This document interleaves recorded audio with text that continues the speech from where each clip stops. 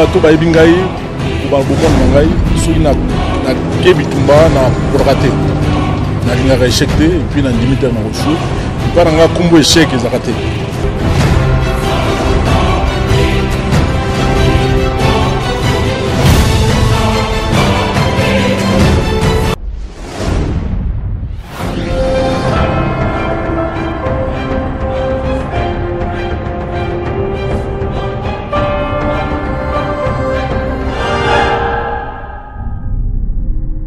Bana Kinshasa pe bakinoa o boza libanda mboka na diaspora boza mingi o botuna kingai pe Kinshasa zo komona na te nazaki na mobembo kasi nazongi na Kinshasa actualité na Kinshasa eza ko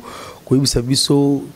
to yebisa bino makamu nini eza koleka na ville ya Kinshasa bomoni makamu ya erosion kunini bazo kufa banda ko ezobukana gouverneur ya ville ya Kinshasa azolo banini botuna kinga pe Kinshasa yango gouverneur yango avajara pamba pe Kinshasa gouverneur azolo bate gouverneur na boy tango nazongi Kinshasa na lobby patron pe suprême ville ya Kinshasa bakino balingi bayokao à travers magazine masolo ville ya Kinshasa pe Kinshasa le terminateur de la presse azo yambela bino gouverneur ya ville province ya Kinshasa son excellence Gentili Ngobila Mbaka. Alors, tout type na réunion, tout type qui participer à la réunion, il y a gouverneur de la ville province, il y a Kinshasa ou à Sali, naba chef coutumier, naba responsable des affaires foncières et puis na ministre affaires foncières, ministre provincial affaires foncières, quelques bourgmestres, na quelques ministres concernés, parce que wana et Elongo, na salle il y a réunion na hôtel de ville, gouverneur a solo li naba chef coutumier naba ndeko ou bazalaki wana nini gouverneur de la ville a répondre biso na kazi ya émission pe magazine ya lelo. Merci beaucoup na sima ya caméra tozali na Gauthier Ndwani pe na tozali na bandeko belé bazali ko sunga biso une équipe technique. Merci beaucoup na coordonnatrice ya cellule ya communication ya gouverneur madame Bélise Okonda, mais merci beaucoup na coordonnateur adjoint Tom Mwanza. Merci beaucoup à madame Christine, madame Rosette, madame Gisèle,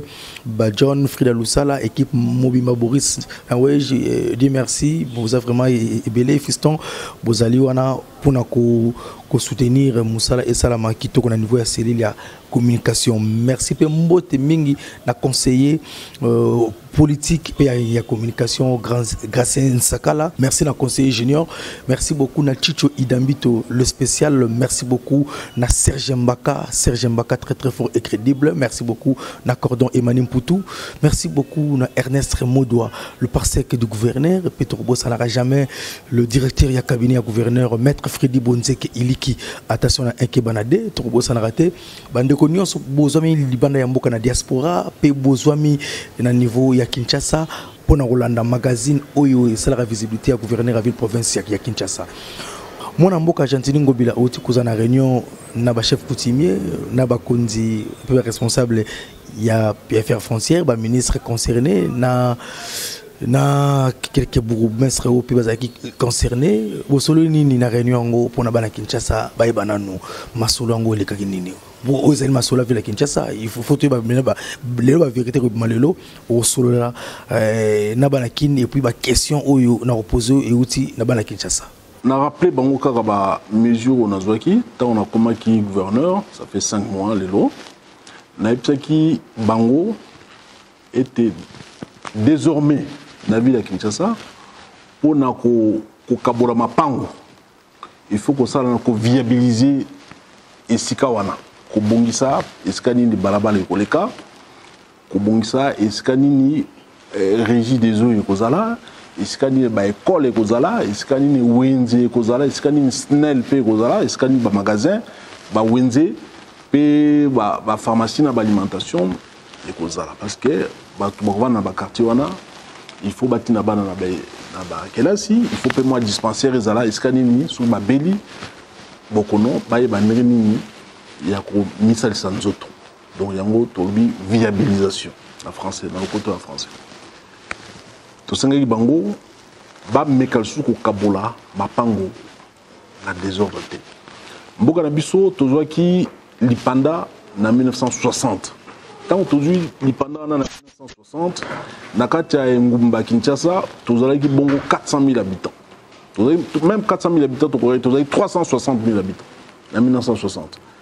En 1960, comme en 2019, tu as mis 15 millions d'habitants. Tant aujourd'hui, pendant tout le monde qui maille sur Mboula sur Beti, quelques temps après, Banzela nous sur Kauki. On battait, ouvrage, il y a drainage, il y a collecteur, il y a un mabélé, il y a un kumamaï, il y a un exutoire. Kokumama eti na fleuve ba rivière pe lokola ba Kalamu Bichaku Chaku rivière la Gombe belé il y a environ une vingtaine akati nguma Kinshasa et il y a Kokumama eti na fleuve mais au fur et à mesure biso moko to tikela mboka ko bana 1960 kokuma lelo ba différentes administrations qui se sont succédées au lieu ba battre la ba ouvrage wana bango ba teki mapangu notamment dans le centre-ville, dans la partie nord, il y a ville Bisso, il y a Kinshasa. La ville, il y a immeuble belé, il y a Batongi Yango, il y a ouvrage de drainage, il collecteur, il collecteur na égout. Alors, il y a Mité Mandoki, il y a Bouki, ouvrage, il y a collecteur. À la place, Batongi, immeuble. Pour que immeuble, il faut qu'il y ait na sous-sol moi mingi pour nous supporter alors sectionner tout mingi pa mingi sali yango tongi immeuble nango buki ouvrage de drainage ce qui fait que mayuana tango za ko wuta eza uti kasavubu ezali uti lingwala tango za ko koma na niveau à centre-ville ouvrage wana de drainage eza bouché mai et tkali bisoir. Et aux présidents de la République, aux premiers ministres, aux gouverneurs, aux ministres, aux généraux. Allez, ce bout de côté et Betiata Moké. Allez, Binonso, vous en avez un. Parce que Moutouana a tongi immeuble naé, na Soukasanda, il y a 30 000 $, Moussoukouna a 20 000 $, Moussoukouna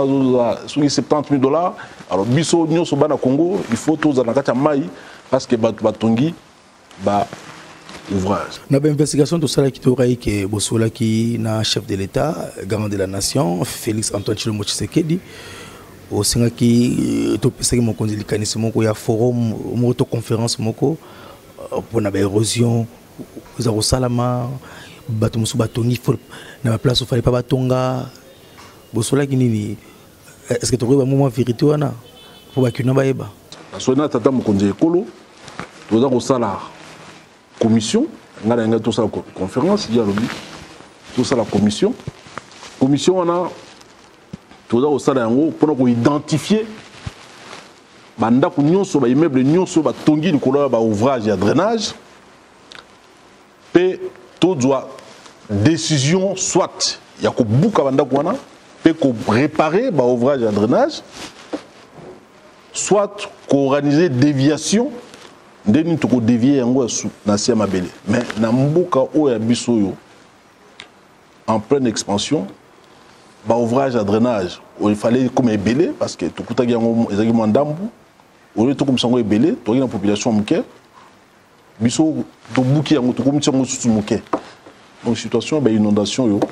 ti ko bana to comme en 1997 problème on ezaki penate problème e makasi mingi na bateau batongi moi ba immeuble moi mingi na kati ya Kisasa mboka ekomi na siama etokomi c'est comme problème moko ekomi d'ordre structurel pour na kozwa solution nango et c'est moi en temps identifier les sika batongi na ba ouvrage de drainage et kotonga décision construire la décision qui va nous permettre maintenant de soit démolir, soit réaliser des déviations. En dehors, il y a bateau batongi dans l'ouvrage. Bateau sous batongi, le long il y a la rivière. Le long il y a la rivière. Alors tant que batongi le long il y a la rivière, Sombula, et Beti Makasi, rivière. Et Pandi Bandako, ceux qui Pandi Bandako, il s'allie refoulement, les tika dans la rivière en Gobé, il s'allie entonnoir, moyen mai kenete comme tika la biso côté la biso na centre ville ya ngomona inondation za makasi mingi na boulevard de 30 juin banda sosima titi rond-point Mandela mai wana ezuta kuna côté à rivière Gombe parce qu'en tonnoir ezawana so il peut te lobito ça la curage moins tout ça dans côté parce que batongi le long ya ba rivière batongi sur l'île majeure ya ba rivière. Alors, le quoi, tout ça, engin, ils ont amphibité, ils ont maïté, pour nous ça la curage, nous sommes limités. La solution, à mon avis, soit on casse, soit on fait la déviation. Alors, côté pays à nord, il y a ville, côté à Mongafula, côté en français, il y a une zone non édificante. Ils ont bisika, flamand, donc mindele, noko. Batika kinengo la bila isika wana moyen ya kotonga ezalité ce sont des pentes collinaires. Alors biso na cupidité na biso toki kopesa ba permis de construction dans la zone non édificante. Alors ce qui fait que soki tango batongi ba ravager végétation tango sikoyo mbula ekobeta mabele wana eza ko pikola pe banda kuna bango parce que végétation de battre ka mabele tant ba longoli végétation ba sel banda ko mbula tant ko beta eza ko timura banda ko donc banda ko nyonso côté eko koya eza ko créer ba érosion biso moko toza ko yebate toza en kati ya turpitude moko ya makasi yango wana il est temps plus que jamais pour na kozwa bambeko pour kozwa ba décision ya makasi ba zone non édificandi tout kamata tout ça la reboisement pe batouana ba koka kokende côté mususu bientôt ça ba étude ya makasi pour na yeba ndenge nini ya kobongisa ba zone wana pe ko ça la viabilisation ya malamu ya ba site mais sinon ils a pas si mingi comme na ndenge situation to comme nango lelo ezali turpitude depuis des années tozo banda ti kokoma na 1997 et comme makasi mingi koleka pas si baksami ba zone lokola en face il y a IEC place on a pépinière ezaki pourquoi pépinière parce que na C il y a pépinière wana carrefour il y a ba ouvrage de drainage il y a ba collecteur ezaki na C allez ba kamati ba teki yango na 2007 ba teki yango ba tongi ba immeuble ba zo mbongo mingi ba zo pe otina na bambuka na bango mais biso bana kisasa toza na kati ya mai parce que bango il faut bazo mbongo batina bambuka na bango et puis ata ba kufia les apso na bango te pas bango za na mbongo donc ba décision kozoma bana kisasa ba vanda kimia ba décision makasi penza et kozwama donc premier date ba kinois bazomi tuna mais Kinshasa gouverneur azo voyager trop azo za la sana Kinshasa ozo bima trop na libanda ya mboka ozo kinoko sala nini bala kini bangi bayeba bazala informer sur okena simanda ko bebe kena simanda ko ko sala boye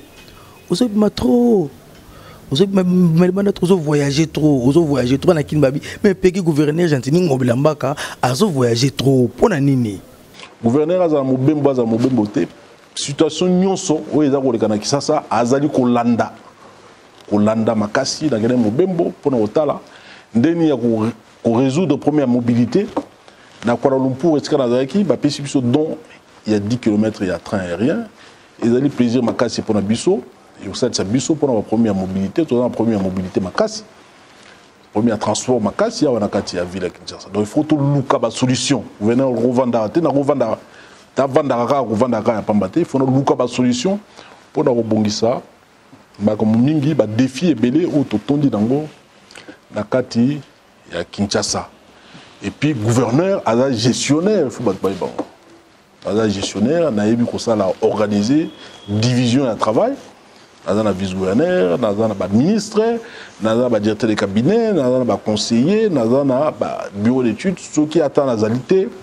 on peut s'engager information et puis ensemble, tout à l'endroit, tout ça. Moussa Rosa et Bélo, dans le cas de Kisaso, il y a un gouverneur qui est moko, naza na gouverneur, naza na moutoute na premier naza na Rosalango. attends Samson, attends Superman, donc tu as toute une équipe, le gouverneur a toute une équipe avec laquelle il travaille, et puis pas sûr, il y a à peu près 50. Toujours qui il y a en charge, morgue,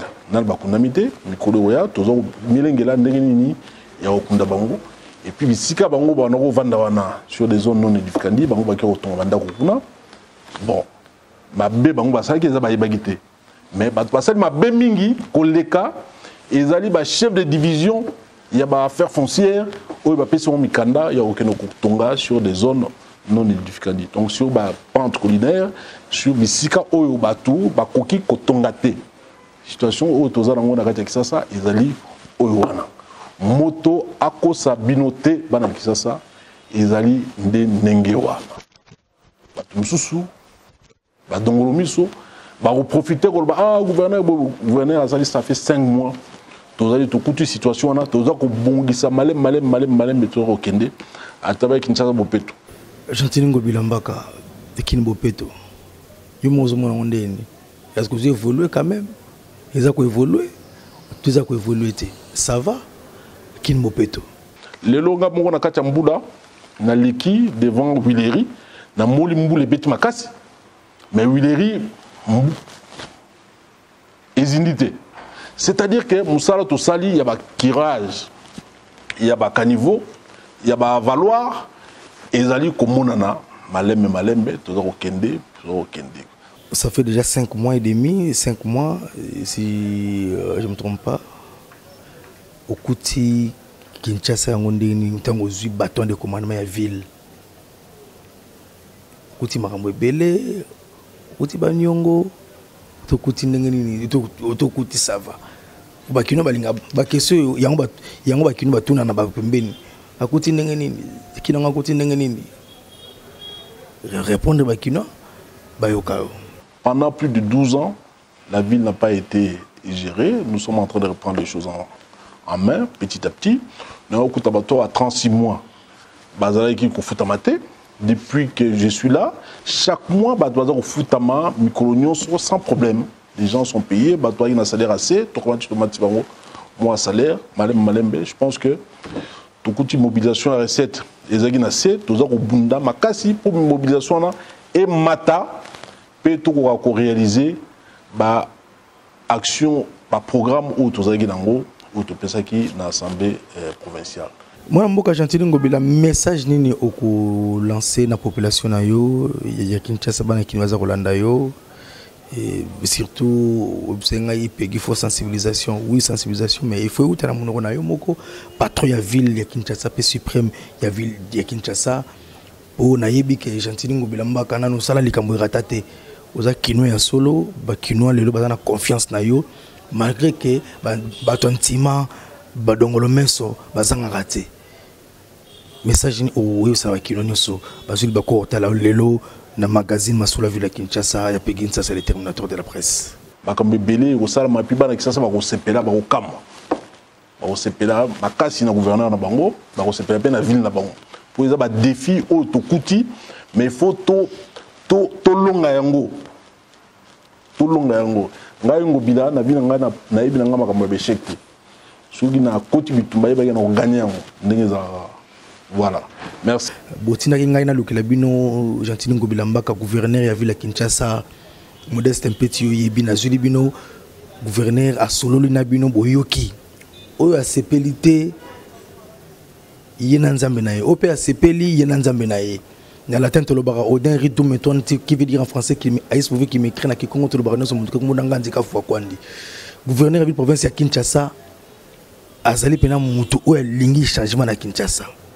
Avant de clôturer magazine Oyo P entretien à gouverneur il y a une province à Kinshasa, na lingi mona mboka Gentili Ngobila Mbaka, Olanda et longona nabana Kinshasa mobimba ndenge nini ba kinois o bazaka na Angola, bazaka soutenir yo pour nazaki na Angola. Bakino bazolela yo bayoki basangwa kini bopeto basepela ino makasi balobi ba soutenir yo na musika donc bakino nyonso o bozana ba pays nyonso na mboka nyonso soki bozana ba conseil na intérêt ya ville Kinshasa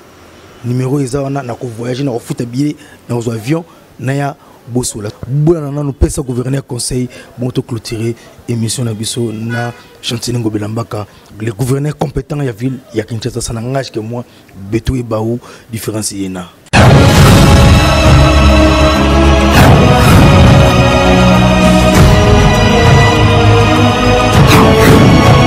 Bom dia, meus irmãos que se encontram lá no lado da RDC, como aqui em Angola. Exclusivamente estamos na província do Zaire, aqui no Mbanza Congo, na sede da Mbanza Congo, na cidade alta. É de agradecer, né, o convite que nos foi dado. O nosso irmão Pequi,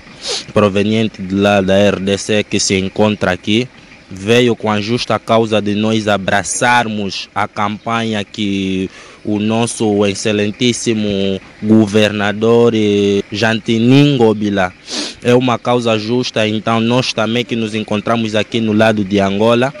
agradecemos bastante pela essa ideia que o governador teve, então estamos a abraçar essa causa por ser uma justa causa. E como nanga Bwisi Motopamba, nazamona Kini, nazamona Njili, nimitsozana kaza Angola, to sepe mina na so pegi na opportunité a pesibiso na micro yango de sepe na gouverneur na biso Chantini Ngobila na ndenge otsa bopeto na Kini biso tozana kata Luanda ma tona sima na yo to soutenir makasi papa Sam sana nga bien pena kolo a kosepe no mingi. Eu sou Jojo, eu vivo aqui em Angola, mas nasci no Congo, cresci também lá. Até hoje em dia estamos aqui com um grande jornalista que se chama Peggy. Tentou de nos explicar sobre o governador que está dirigindo aquela cidade de Kinshasa. Aquele governador, conforme que ouvimos, está trabalhando bem. Nós queremos as pessoas que trabalham bem. Assim que ele está trabalhando bem, e nós vamos lhe apoiar. Teremos com ele o que ele está precisando, enquanto que nós somos de Kinshasa, enquanto que estamos a viver aqui, e deitamos só muita boa sorte para que ele possa ir à frente. Não apenas quinoa, donc makila pe dona botem penza kuna donc mutolo pe la mboka wana. Donc message na opesa pa gouverner ezaka ke nzela ozo na chemin ozo na abunga te. A continuer ozo na nzela na moni Kinshasa za mboka Congo za mboka moko eza béni parce que nzamba télévision muta munene na mboka na opesa so kimia na kati na mboka. Donc gouverneur na Kini Bopeto auto yoki lancement à Kini Bopeto en tout cas partout bakino bazali et ça la gentil makase sengo ezeloko gouverneur okoyeko tikate fe banda ti suka ya Congo esengeli Kini Bopeto et continue pour mboka e bana kozala Bopeto sina biso za ndengwana étant que gouverneur ya ville ya Kinshasa sala pona intérêt na yote mais sala pona intérêt ya peuple congolais bazala malamu.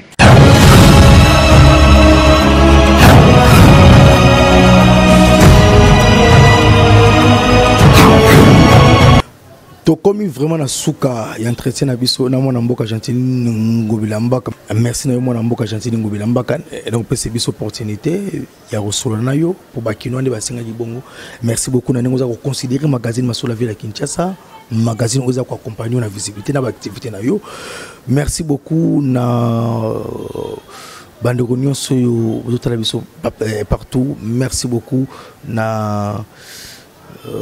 conseiller Gracien Sakala, merci beaucoup na conseiller Junior, merci beaucoup na Madame Belize Okonda, Thomas Mwanza, merci beaucoup na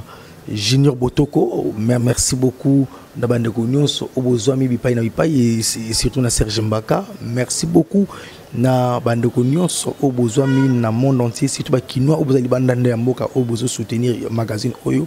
Et puis merci beaucoup l'équipe technique Gauthier Ndwani Sima ya caméra et puis Bandeko Bele Basongi Biso Boris Naweje John Olito Trobo Sanarate Madame Rosette Madame Gisèle Madame Christine Trobo Sanarate Papa Anto Trobo Sanarapete Altesse Chimanga na kata Masolo la ville à Kinshasa pe na Ilrich Etomono na bino na ba stagiaire na biso ya magazine Masolo la ville à Kinshasa kasi toza pe ko recruter magazine Masula ville ya Kinshasa ils ont pesa pe musala ils ont pesa emploi à part recrutement ba stagiaire aux ali monteur aux ali caméraman toza ko recruter ba caméraman mais conditions za na caméra na yo monteur za na machine ya montage et puis to ko sana rater tous allez pe ko cette opportunité na ba stagiaire mais ko yeko la indusa ndenge toujours biso bana auto to bimi ina tipe kinsa sana na maboko ya Zakri baba so to robosa na yangote na pesi mbote na musika na le pacificateur docteur Vital Kamerhe oyo azali mulandi monene ya magazine Masolo ya ville Kinshasa pe alobi ko soutenir biso to robosa na rawo jamais docteur Vital Kamerhe le pacificateur motema ya mama Amida Chatir merci beaucoup maman Amida Kamerhe pe oza mulandi monene ya magazine Masolo ya ville Kinshasa merci beaucoup na DG Tite patron il y a Arc-en-Ciel Télévision, merci beaucoup pour notre partenariat, merci beaucoup na Numérica Télévision avec le patron Kibambi Shintoa, merci à la chaîne partenaire Nyons Obasungara Biso Troboubou Sanarate Info 16 avec tonton 16 mm, mais merci beaucoup na Bino News Boza vraiment ebele moyen tanga Bino parce que aux émissions mabangate oazuli bangate vraiment au bimina repêchage mais to peut s'appeler merci na fumu ya banga moyo le vice-gouverneur Nerombo Mbongo to bossa na raté Blaise Louyeye papa Denis Sasa bino nyonso to bossa na rabino jamais parce que vous allez ko ajouter un plus na ville ya Kinshasa tout na bino mbalasima ezakuya na cadre toujours ya Indusa Masolo ya ville ya Kinshasa bo malibana bo polémique.